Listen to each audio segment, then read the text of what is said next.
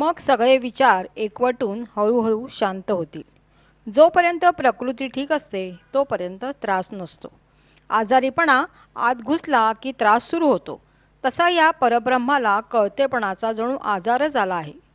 त्यामुळे ही सगळी तथ्य निपथ्य नेम नियम पाळावी लागतात. या आजारीपणाचे बीज म्हणजे मूळ माया. हे ओळखले की आजार जातो. देह माझे स्वरूप मी व माझे असे म्हणतो तेव्हाच बाधा होते. जगातील अनुभवात आपले हित होणार असे वाटणे पोरकटपणा वाटतो. वास्तविक भले म्हणून जे आहे त्याचा व तुमचा काही संबंध नाही. निर्माण झालेले ते अज्ञान नावाचं बच्चू आहे.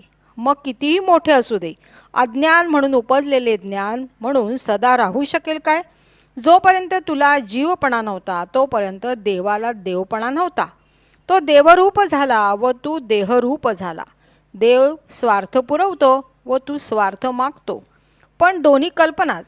ईश्वराचा आधार घेऊन माझा शोध लावतोस व माझा आधार घेऊन ईश्वराचा शोध लावतोस. दोन्ही अनन्य.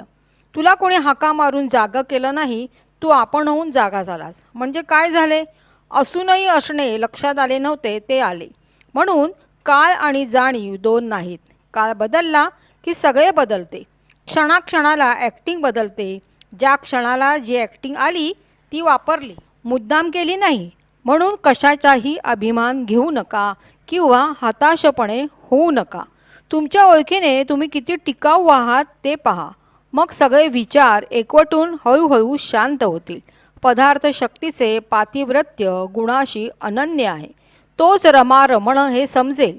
ज्ञानाचा स्वभाव स्वानंदमय आहे ना. मग महादुःख असले तरी अनुभव स्वानंदमयच असला पाहिजे. ज्ञाता ज्ञानाचा जाणता असतो.